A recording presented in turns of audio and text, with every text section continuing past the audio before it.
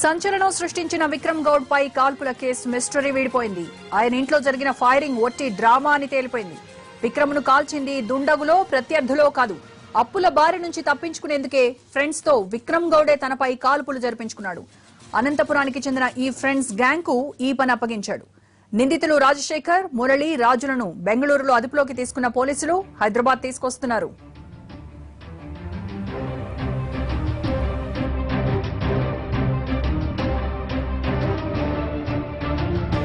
విక్రమ్ గౌడ్ పై కాల్పులకు ఉపయోగించిన తుపాకీ కూడా దొరికింది. నిందితులతో పాటు ఆయుధం కూడా దొరకడంతో ఈ కేసులో ఎప్పుడు ఏం జరిగిందన్న దానిపై పోలీసులు కూపీలాగే పని మొదలుపెట్టారు.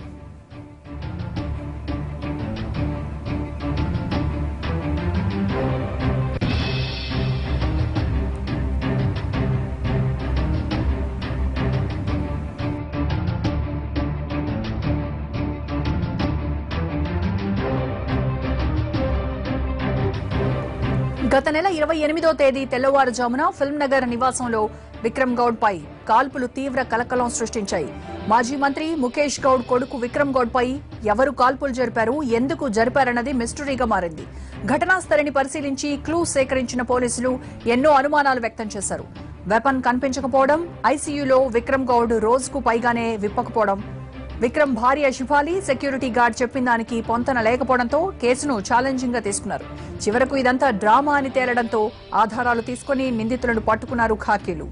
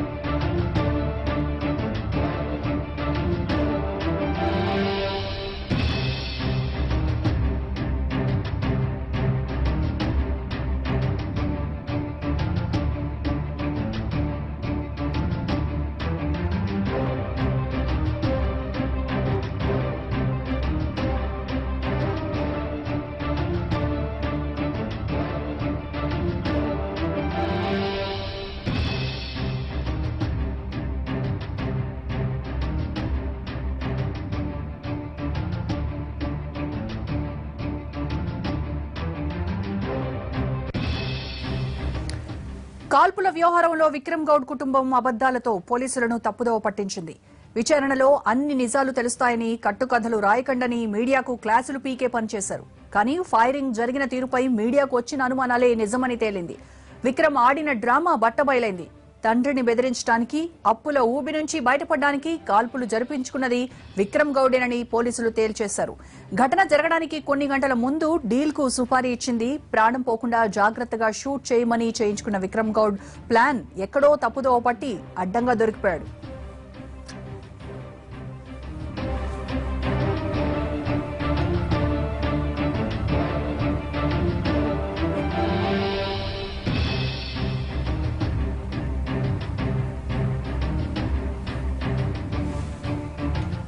వ్యాపార, రాజకీయ, సినీ రంగాల్లో రాణించలేకపోయిన విక్రమ్ గౌడ్ పీకల్లోతు అప్పుల్లో కూరుకుపోయాడు. లక్షలు, కోట్లలో అప్పులిచ్చిన వాళ్ల నుంచి ఒత్తిళ్లు పెరిగిపోయాయి.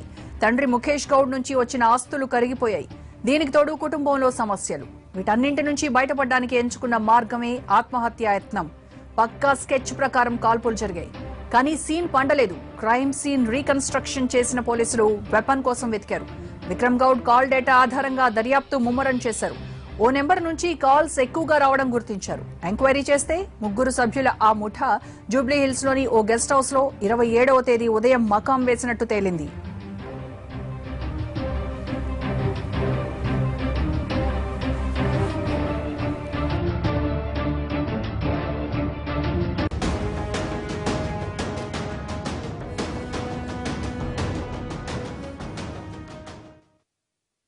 తెల్లవారుజామున 3 గంటలకు దర్గా దగ్గర అన్నదానం చేయడానికి వెళ్తున్న సమయంలో దుండగులు ఇంట్లోకి చొరబడి కాల్పులు జరిపారని నమ్మబలికాడు విక్రమ్ గౌడ్.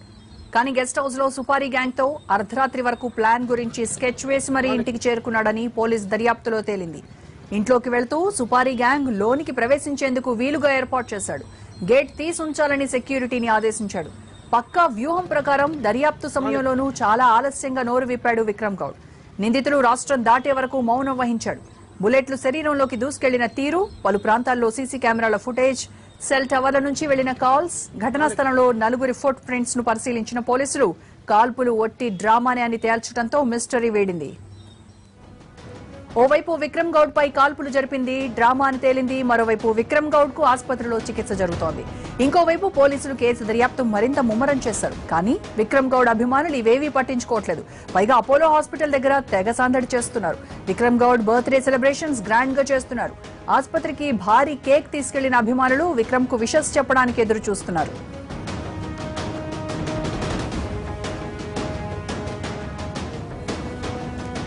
విక్రమ్ గౌడ్ కేసులో మరిన్ని అప్డేట్స్ మా ప్రతినిధి శర్మ అందిస్తారు. శర్మ, విక్రమ్ గౌడ్ కేసులో దర్యాప్తు వివరాలేంటి? రీల్ మీద సినిమా నడిపాడు, రియల్ లైఫ్ కూడా అదే అనుకున్నాడు కానీ అట్టర్ ఫ్లాప్ అయ్యాడు. మరి ప్రస్తుతానికి ఇవాళ అతని బర్త్డే కాబట్టి అతనికి సంబంధించినటువంటి అభిమానులు, అనుచరులందరూ దాదాపు ఒక 30 నుంచి 40 మంది ఆసుపత్రికి చేరుకున్నారు. వాళ్ళందరూ కూడా లోపలికి వెళ్లేటువంటి ప్రయత్నం చేస్తున్నారు. అతని ద్వారా అతనితో కేక్ కట్ చేయించాలన్నది వాళ్ళు వ్యూహంగా ఉంది. అయితే వాళ్ళందరూ కూడా లోపలికి వెళ్లారు కానీ ఒకరిద్దరిని మాత్రమే ఆ కేక్ తో అతడు ఉన్నటువంటి గదిలోకి పంపించేటువంటి అవకాశం కనిపిస్తుంది. వాళ్ళకి సంబంధించిన విక్రమ్ సంబంధించిన కుటుంబీకులు కూడా ఇప్పుడిప్పుడే లోనికి వెళ్లారు. మరి ఒకవైపు ఇవాళ అతడు ఆడిందే డ్రామా అని తేల్చేశారు పోలీసులు. ఇవాళ అతని బర్త్డే కాబట్టి అభిమానులు ఇవన్నీ ఏమీ పట్టించుకోలేదు. అతడు కాల్చుకున్నాడా లేదంటే వేరే వ్యక్తులు ద్వారా అతడు కాల్చుకున్నాడా అనేటువంటి అంశాన్ని పక్కన పెట్టి వాళ్ళు ఒక 5 కేజీల కేక్ తీసుకొచ్చారు ఆసుపత్రికి. విక్రమ్ కు సంబంధించినటువంటి పుట్టినరోజు ఉంది కాబట్టి అతని కేక్ కట్ చేయించాలని వాళ్ళందరూ కూడా వచ్చారు. బయట ఆసుపత్రి బయట విక్రమ్ కు అనుకూలంగా వాళ్ళందరూ కూడా నినాదాలు చేశారు. అయితే వీళ్ళందరూలో ఒక 5-6 మంది మాత్రమే అతని అనుచరులుగా ఉన్నట్టు తెలుస్తుంది. మిగతా వాళ్ళందరూ ఇతర ప్రాంతాల నుంచి ఈ 5గురికి సంబంధించినటువంటి ఫ్రెండ్స్, వాళ్ళ ఫ్రెండ్స్ అలా 30-40 మంది వరకు ఇక్కడికి వచ్చారు. మరి వాళ్ళంతా కూడా కేక్ కట్ చేసిన తర్వాత వెళ్లిపోయేటువంటి అవకాశం కనిపిస్తోంది. మొత్తానికైతే ఈ కేసు మిస్టరీ అయితే వీడిపోయింది. మనం మొదటి నుంచి ఏదైతే చెప్తూ వచ్చామో అదే నిజమైంది. అతడు తనకు తానే కాల్చుకున్నాడు. ఇదంతా ఒక డ్రామాగా క్రియేట్ చేశాడు. తన తండ్రిని బెదిరించడానికి, అలాగే అతనికి డబ్బులు ఇచ్చినటువంటి వ్యక్తులు ఎవరైతే ఉన్నారో వాళ్ళ ఒత్తిడి నుంచి తప్పించుకోవడానికి ఈ డ్రామా ఆడినట్టు తేలిపోయింది. ఆ వెపన్ కూడా స్వాధీనం చేసుకున్నారు. ముగ్గురిని కర్ణాటక నుంచి హైదరాబాద్ కు తరలించారు కాబట్టి వాళ్ళు మరి ఒక చిన్న ట్విస్ట్ అయితే ఇక్కడ ఉంది. మరి విక్రమ్ గౌడ్ తనకు తానే కాల్చుకున్నాడా లేదా వాళ్ళ చేత ఏమైనా దగ్గర ఉంది, అతని దగ్గర నుంచి కాల్పించాడా అనేటువంటిది ఒక ట్విస్ట్ మాత్రం ఉంది. అది మిగిలిపోయింది. అది పోలీసులు మాత్రమే తేల్చాల్సి ఉంది. అది కాసేపట్లో కూడా తేలిపోయేటువంటి అవకాశం ఉంది. ప్రస్తుతం ఆ ముగ్గురిని అన్ని కోణాల నుంచి విచారిస్తున్నారు. వెపన్ కూడా స్వాధీనమైంది కాబట్టి ఇప్పుడు విక్రమ్ గౌడ్ ఇక ఆటలు సాగవు. అతడు చెప్పేటువంటి వర్షన్ కూడా పూర్తిగా అబద్ధమని తేలిపోయింది కాబట్టి మరి అతన్ని కౌంటర్ చేయడానికి పోలీసులు అన్ని శక్తియుక్తులు కొట్టి మొత్తానికి ఆ ముగ్గురిని అదుపులోకి తీసుకుని ఆ వెపన్ కూడా స్వాధీనం చేసుకున్నారు. ఇవాళ సాయంత్రం గానీ మరి ఒకవేళ వీలైతే లేదంటే రేపు ఉదయం గానీ మీడియా ముందుకు ఆ నిందితులతో పాటు పూర్తి వివరాలు, సంఘటన జరిగినటువంటి అంశానికి సంబంధించిన పూర్తి వివరాలు మీడియాకు వెల్లడించే అవకాశం కనిపిస్తుంది. రోజా శర్మ, ఈ డ్రామా వ్యవహారం అంతా విక్రమ్ గౌడ్ భార్యకు తెలిసే అవకాశం ఉందంటారా? అయితే మనం మొదటి నుంచి ఆమె పైన కూడా ఒక అనుమానం వ్యక్తం చేశాం. ఆమెకు మరి తెలిసి ఉండే ఇదంతా జరిగిందనే అనుకున్నాం. కానీ ఇక్కడ ఒక ట్విస్ట్ అయితే ఉంది. ఆ ట్విస్ట్ వీడితే తప్ప ఆమెకు తెలుసా తెలియదా అనేది మనం ఇప్పుడే చెప్పలేం. మరి కంప్లైంట్ పోలీసులకు ఇచ్చినటువంటి కంప్లైంట్ లో కొందరు ఆగంతకులు చొరబడ్డారు, తన భర్త పైన కాల్పులు జరిపి పారిపోయారని చెప్పారు. మరి భర్త ఆడిన నాటకం విషయం ఆమెకు తెలుసా లేదా అనేటువంటిది చూడాల్సి ఉంది. ఎందుకంటే గత కొద్ది రోజులుగా ఆమెకు భర్తకు మధ్య, విక్రమ్ కు మధ్య సంబంధాలు అంత సరిగా లేవు. రోజు తాగి వచ్చి ఇతరు ఆమెతో గొడవ పడేవాడు అనేటువంటి విషయం ఉంది కాబట్టి మరి ఆ విషయం చెప్పకుండా ఆ ఫ్రెండ్స్ కానీ లేకుంటే అనుచరులు కానీ ఎవరైతే ఆ ఇంట్లోకి వచ్చారో ఆ సమయంలో ఇతడు కాల్చుకున్నాడా లేదంటే వాళ్ళ చేత కల్పించుకున్నాడా అనేటువంటిది ఉంది కాబట్టి వాళ్ళు పారిపోయేటువంటి క్రమంలో ఆమె కిందికి వచ్చి చూసి ఉండవచ్చు. అదే నిజం అనుకొని ఎవరో వ్యక్తులు ఆగంతకులు ఇంట్లో చొరబడి కాల్చారేమో అనేటువంటి అనుమానమే ఆమె వ్యక్తం చేసింది. మరి అదే అంశాన్ని విక్రమ్ గౌడ్ చెప్పి తన భార్య చేత ఆ రకంగా చెప్పించాలని భావించాడు. ఇది ఒక చిన్న ట్విస్ట్ అయితే ఉంది. ఇప్పుడే మనం ఆమెను అనుమానించాలా వద్దా అనేటువంటి విషయానికి సంబంధించి అయితే స్పష్టత లేదు. మొట్టమొదటి నిందితుడు ఈ కేసులో ఇప్పుడు విక్రమ్ గౌడే. అతడు తనకు తాను కలుసుకున్నాడా లేదా వాళ్ళ చేత కల్పించుకున్నా కూడా ఈ డ్రామా స్కెచ్ అలాగే కథ, స్క్రీన్ ప్లే, డైరెక్షన్, ప్రొడక్షన్ మొత్తం కూడా ఇప్పుడు విక్రమ్దే కాబట్టి మరి ఇందులో మొదటి నిందితుడు విక్రమే అయ్యే అవకాశం ఉంది. ఆ కేసుకు సంబంధించి ఇప్పుడు ఆల్టర్ చేస్తారు. ఇప్పటి వరకు హత్యాయత్నం కేసుగా ఉంది కాబట్టి ఆ కేసును మారుస్తారు. మరి ఆ వివరాలన్నీ కూడా తెలిసిన తర్వాత షిఫాలి, ఆయన భార్య షిఫాలి అంశం ఏంటి, ఆమె పాత్ర ఏంటి అనేటువంటిది అప్పుడు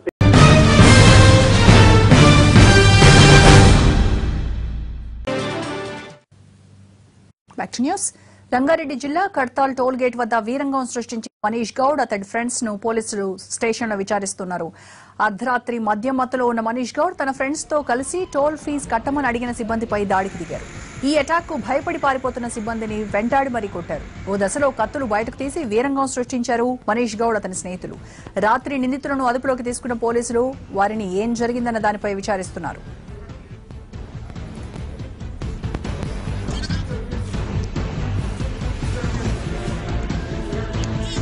మద్యం మత్తులో ఉన్న మనీష్ గౌడ్ తన ఫ్రెండ్స్ తో కలిసి టోల్ ఫీజు కట్టమని అడిగిన సిబ్బందిపై దాడికి దిగారు.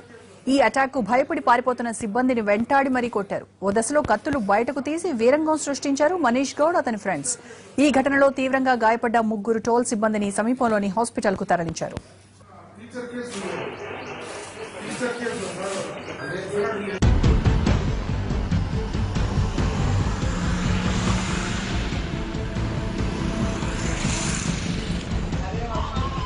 అర్ధరాత్రి మనీష్ గౌడ్ అతడి ఫ్రెండ్స్ చేసిన వీరంగంతో టోల్ ప్లాజా సిబ్బంది హడలిపోయారు.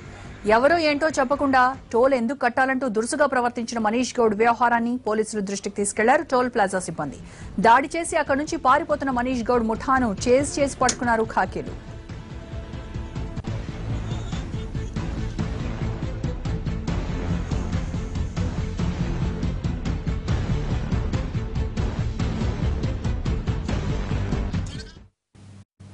డ్రగ్స్ కేసులో ఆరోపణలు ఎదుర్కొంటున్న సినీ హీరో నందుని సిట్ అధికారులు ప్రశ్నిస్తున్నారు. జీషన్ కెల్తో నందుకున్న సంబంధాలపై సిట్ అధికారులు ఇంటరాగేట్ చేస్తున్నారు. మొత్తం 12 మంది టాలీవుడ్ ప్రముఖులకు సిట్ నోటీసులు జారీ చేసింది. జూలై 19న పూరి జగన్నాథ్ తో మొదలైన విచారణ ఇవాటితో ముగియనుంది. ప్రస్తుతం నందుపై సిట్ ప్రశ్నల వర్షం కురిపిస్తోంది. వాటితో డ్రగ్స్ కేసులో టాలీవుడ్ ప్రముఖులకు సంబంధించిన 12 మంది ఇంటరాగేషన్ పూర్తవుతుంది. అయితే రెండో దశ నోటీసుల పర్వం ఉంటుందా? ఒకవేళ ఉంటే టాలీవుడ్ తో పాటు ఇతర రంగాలకు చెందిన వారికి కూడా నోటీసులు ఇస్తారా అన్న దానిపై ఇప్పుడు ఆసక్తి నెలకొంది. అయితే ఇక్కడితో విచారణ పర్వం ముగించి విదేశాల నుంచి డ్రగ్స్ సరఫరా చేస్తున్న మూలాలను గుర్తించే పనిలో సిట్ ఉంటుంది అన్న వాదన కూడా వినిపిస్తోంది. మరోవైపు ఇప్పటి వరకు విచారించిన వాళ్లలో ఎవరిని నిందితులుగా ఉంచుతారు, ఎవరిని సాక్షులుగా చేరుస్తారు అన్నది కూడా ప్రస్తుతానికి సస్పెన్స్ గా మారింది.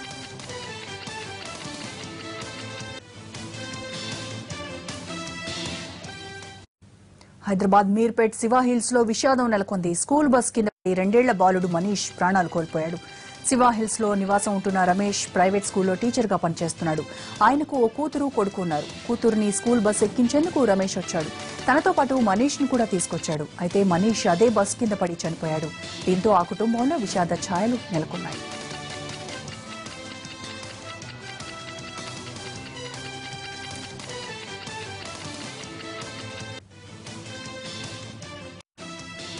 నంద్యాల ఉప ఎన్నిక కర్నూలు జిల్లా రాజకీయాలను వేడెక్కిస్తున్నాయి. టీడీపీ ఎమ్మెల్సీ శిల్పా చక్రపాణి రెడ్డి వైసీపీలో చేరేలా ఒత్తిడి పెంచుతున్నారు అతని సోదరుడు శిల్పా మోహన్ రెడ్డి. నంద్యాల అసెంబ్లీ నియోజకవర్గ ఉప ఎన్నికలో తన అభ్యర్థిత్వానికి మద్దతివ్వాలని, విజయానికి సహకరించాలని మోహన్ రెడ్డి కోరటంతో వైసీపీలో చేరేందుకు చక్రపాణి రెడ్డి దాదాపుగా సిద్దపడ్డారని తెలుస్తోంది. ఇవాళ ఆయన శ్రీశైలం, మహానంది, ఆత్మకూరు, బండి ఆత్మకూరు మండలాలకు చెందిన కార్యకర్తలు, అభిమానులతో సమావేశం కానున్నారు. వారితో చర్చించాక ఓ నిర్ణయం తీసుకున్నారు. నిన్న తమ్ముడు చక్రపాణి రెడ్డిని వైసీపీ అభ్యర్థి శిల్పా మోహన్ రెడ్డి కలిశాక టీడీపీలో కలవరం మొదలైంది. భూమా నాగిరెడ్డి మృతితో ఖాళీ అయిన నంద్యాల నియోజకవర్గానికి జరుగుతున్న ఉప ఎన్నికను అధికార పార్టీ, ప్రతిపక్ష పార్టీలు ప్రతిష్టాత్మకంగా తీసుకోవడంతో రాజకీయాలు ఒక్కసారిగా వేడెక్కాయి. చక్రపాణి రెడ్డిని ఎలాగైనా టీడీపీలో కొనసాగేలా చూసేందుకు CM Ramesh, MLC BTech Ravi మంతనాలు జరిపారు. వాళ్ళిద్దరూ వెళ్లిన వెంటనే వైసీపీ నేతలు బొత్స సత్యనారాయణ, రవీంద్రనాథ్ రెడ్డి, గంగుల ప్రభాకర్ రెడ్డి చక్రపాణి రెడ్డితో సమావేశమై పార్టీలో చేరాలంటూ ఆహ్వానించారు. ఒత్తిడి పెరగడంతో కార్యకర్తలు అభిమానులతో చర్చించి పార్టీ మార్పుపై కీలక నిర్ణయం తీసుకోనున్నారు ఎమ్మెల్సీ చక్రపాణి రెడ్డి. జగన్ సమక్షంలో ఆగస్టు 3న వైసీపీ తీర్థం పుచ్చుకుంటారన్న ప్రచారం జోరందుకుంది.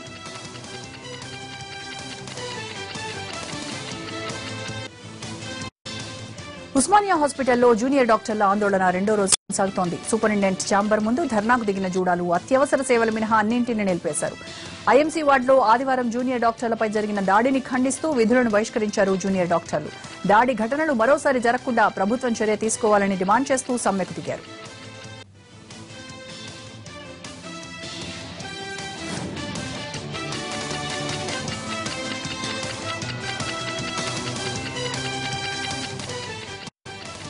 నిర్మల్ జిల్లా బాసర శారదానగర్లో గుండ్ల పెంటన్న అనే వ్యక్తి కరెంట్ షాక్తో చనిపోయాడు.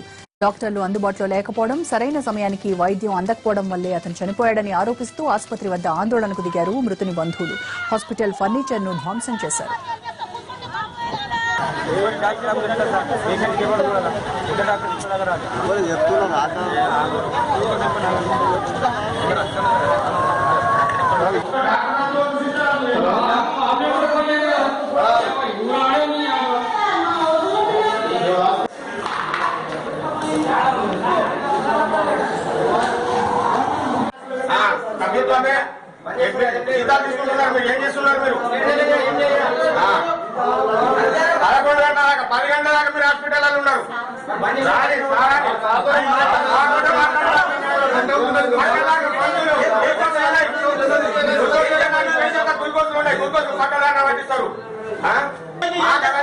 మా పేషెంట్ కు బాధ్యత మొత్తం ప్రభుత్వ హాస్పిటల్ వహించాలి. మాకు అంతే. 9 గంటల వీడియో వరకు మీరు ఎప్పుడు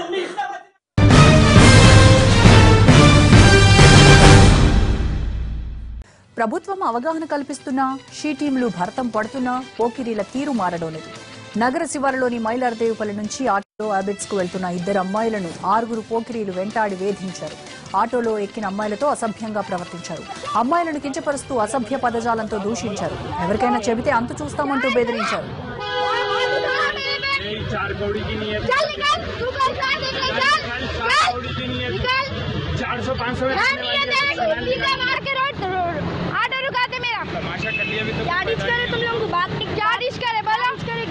बोलो तो सही, तुम लोगों से बात करना छोड़ दिए क्या? बात करना था तुम लोगों से और कहीं भी गए भी करे क्या लोगों के साथ घूमने गए?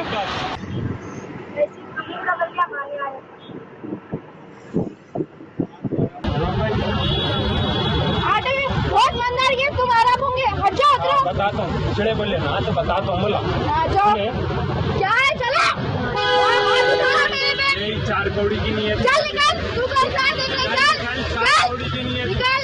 400-500 मार के रोड आटो रुकाते मेरा. तमाशा कर लिया. क्या डिश करे तुम लोगों को? बात क्या डिश करे? बोलो करे एक मार बेकू. बोलो तो सही, तुम लोगों से बात करना छोड़ दिए क्या? बात करना था तुम लोगों से और कहीं भी गए भी करे क्या लोगों के साथ.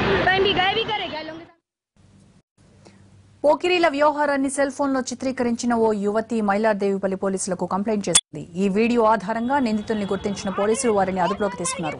పోకిరీలంతా మైలార్దేవిపల్లిలోని శాస్త్రీపురానికి చెందిన వారిని పోలీసులు గుర్తించారు.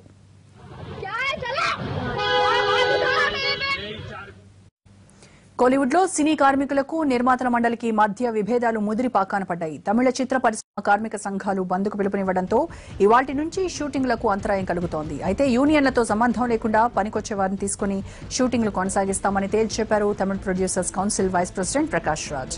జీతాలు తగ్గించడాన్ని నిరసిస్తూ ప్రయాణంలో జర్నీ బేటాలు ఇవ్వాలని డిమాండ్ చేస్తున్న కార్మికులు చిన్న సినిమాలు నిర్మాతల విషయంలో ఎన్నో ఏళ్లుగా సహకరిస్తూనే ఉన్నామన్నారు. నిర్మాతలు దిగొస్తే చర్చల ద్వారా సమస్య పరిష్కారం అవుతుందని ఆశిస్తున్నామన్నారు ఫెఫ్సీ ట్రెజరర్ స్వామినాథన్. అంటే మా పెప్సీ వాళ్ళు మా కోరిక తీరేంత వరకు మేము పనికి వెళ్ళామని చెప్పారు. వాళ్ళు ప్రొడ్యూసర్ కౌన్సిల్ వాళ్ళు పిక్చర్ తీయాలనేది వాళ్ళకి ఆశ ఉంటుంది కదా, వాళ్ళు మేము చేస్తాం అని అంటున్నారు. మేము రామని చెప్తున్నాం అంతవరకుమే. ఇది వాళ్ళు చేయకూడదు మీరు చేస్తే అదని ఏం లేదు. వాళ్ళకి వాళ్ళు చేయాలని ఉంది, చేస్తారు. మేము మాకు ఇది కరెక్ట్గా ఇది ఈ డబ్బు రన్నింగ్ బెటా అది ఇది జనరల్ కండిషన్ అన్ని కరెక్ట్గా మాట్లాడిన తర్వాతనే మేము పనికి వస్తాం మేము చెప్పాం. ఇది మా హక్కు మేము చెప్పాం. వాళ్ళు పిక్చర్ మేము చేస్తాం అనేది వాళ్ళకి వాళ్ళు చేస్తారు అంతే. దీనిలో ఏం గొడవ ఏమి లేదు.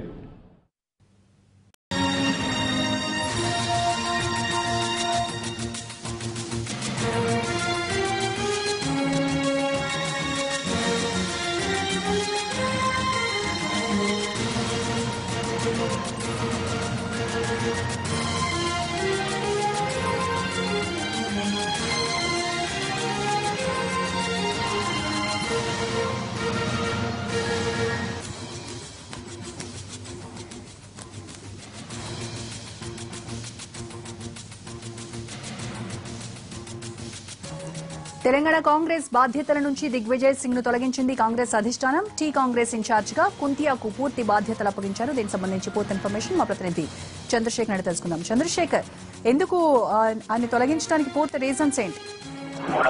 రోజా గత కొంతకాలం నుంచి దిగ్విజయ్ సింగ్ ను మార్చాలని తెలంగాణ కాంగ్రెస్ నాయకులు కోరుతా ఉన్నారు. ఈ నేపథ్యంలోనే దిగ్విజయ్ సింగ్ ను ఆయన తెలంగాణ పార్టీ బాధ్యతల నుంచి తప్పించి కుంతియాకు పూర్తి స్థాయి బాధ్యతలు అప్పగించారు. సాధారణంగా ఇప్పటివరకు చూస్తే ఏఐసిసి ప్రధాన కార్యదర్శిగా ఉన్న వాళ్ళు రాష్ట్రానికి ఇన్ఛార్జిగా ఉండేవాళ్ళు.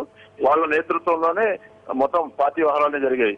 తెలంగాణ విషయంలో ఏం జరిగిందో ఏమో కార్యదర్శిగా ఉన్న కుంతియాకు మొత్తం రాష్ట్రాన్ని అప్పచెప్పారు. ఆయనతో పాటు కర్ణాటక సంబంధించిన సతీష్ అనే మరొక ఏఐసిసి కార్యదర్శిని కూడా తెలంగాణ పార్టీ బాధ్యతలు కొద్దిసేపు క్రితం ఏఐసిసి అధ్యక్షురాలు సోనియా గాంధీ ఆదేశాలు జారీ చేశారు. దిగ్విజయ్ సింగ్ స్థానంలో మరొక సీనియర్ నేతను రాష్ట్రానికి పంపిస్తారని నాయకులందరూ అనుకుంటున్నారు. కొంతకాలం నుంచి దిగ్విజయ్ సింగ్ పనితీరు మీద ఆయన ఒక వర్గాన్ని ప్రోత్సహిస్తున్నారంటూ కొంతమంది ఆరోపణలు చేస్తా ఉన్నారు. ఈ మధ్య కాలంలో తెలంగాణ కాంగ్రెస్ లో జరిగిన అనేక సంఘటనలకు ఆయన మౌనంగా ఉన్నారు, మౌన సాక్షిగా ఉన్నారు. పార్టీ నిబంధనలను ధిక్కరించిన వారికి అండగా ఉన్నారు అనే ఆరోపణలు ఢిల్లీకి వెళుతున్నాయి. నేరుగా సోనియా గాంధీకి, రాహుల్ గాంధీకి దిగ్విజయ్ సింగ్ మీద ఆరోపణలు పండిన నేపథ్యంలోనే ఈ రోజు దిగ్విజయ్ సింగ్ ను హఠాత్తుగా ఆ పదవి నుంచి తొలగించి ఎప్పటి నుంచో కార్యదర్శిగా ఉండి ఈ బాధ్యతలు చూస్తున్న కుంతియాకు మొత్తం పార్టీని అప్పగించినట్టుగా తెలుస్తా ఉంది. కుంతియా నియామకం శాశ్వతంగా ఉంటుందా, మళ్ళీ ప్రధాన కార్యదర్శి ఎవరైనా సీనియర్ ని నియమించే వరకు కుంతియాను కొనసాగిస్తారన్నది జరగాల్సి ఉంది. మొత్తానికైతే దిగ్విజయ్ సింగ్ ను తొలగించడం తెలంగాణ కాంగ్రెస్ పార్టీ నాయకుల్లో కొంతమంది హర్షం వ్యక్తం చేస్తున్నారు, ఇంకొంతమంది ఆశ్చర్యం కూడా వ్యక్తం చేస్తా ఉన్నారు. రోజా, చంద్రశేఖర్, దిగ్విజయ్ తొలగింపుపై ముందు నుంచే వర్కౌట్ చేస్తూ ఉన్నారా, లేదంటే ఇది సడన్ డెసిషనా? ఇది సడన్ గా జరిగినట్టుగానే చెప్పుకోవచ్చు. ఏఐసిసిలో షఫలింగ్ జరుగుతుంది. ప్రస్తుతానికి అఖిల భారత కాంగ్రెస్ పార్టీ అంతర్గత ఎన్నికలు జరుగుతా ఉన్నాయి. అక్టోబర్ వరకు ఎన్నికలన్నీ జరుగుతాయి. సంస్థాగత వ్యవహారాలని పూర్తయిన తర్వాత అన్ని రాష్ట్రాలకు సంబంధించిన ఇన్ఛార్జీలను మార్చడంతో పాటు పిసిసి అధ్యక్షుల మార్పులు కూడా చేయాలని ఏఐసిసి భావిస్తా ఉంది. ఆ తర్వాతనే ఇలాంటి మార్పులు చేర్పులు ఉంటాయని అందరూ అనుకున్నారు. అంటే హఠాత్తుగా ఇప్పుడు సంస్థాగత ఎన్నికల మధ్యలో ఉండగానే దిగ్విజయ్ సింగ్ ను తప్పించడం అనేది ఖచ్చితంగా కూడా చర్చనీయాంశమైన విషయమే. దిగ్విజయ్ సింగ్ ను మార్చాలని అడుగుతున్న వాళ్ళు కూడా అక్టోబర్ తర్వాత ఆయన మారుతారని అనుకుంటున్నారు, కానీ హఠాత్తుగా ఇప్పటికిప్పుడు మార్చేస్తారని అనుకోలేదు. అయితే కార్యదర్శిగా బాధ్యతల్లో నియమించడం ఎంతవరకు సౌకర్య ప్రశ్న ఉత్పన్నం అవుతా ఉంది. రోజా, రైట్ చంద్రశేఖర్.